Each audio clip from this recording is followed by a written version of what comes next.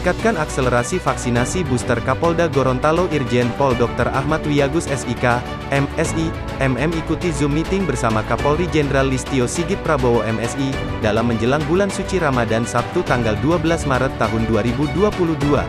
Dalam kesempatan tersebut Kapolda Gorontalo didampingi oleh Danrem 133 Nani Wartabone Brigjen TNI Amrin Ibrahim, SIP, pejabat utama Polda Gorontalo dan Kapolres Gorontalo Kota. Dalam arahannya, Kapolri meminta semua wilayah di seluruh Indonesia terus memperkuat akselerasi vaksinasi khususnya dosis ketiga atau booster karena ini menjelang bulan suci Ramadan. Menurut Sigit, hal itu menjadi kunci untuk mencegah terjadinya peningkatan laju pertumbuhan COVID-19.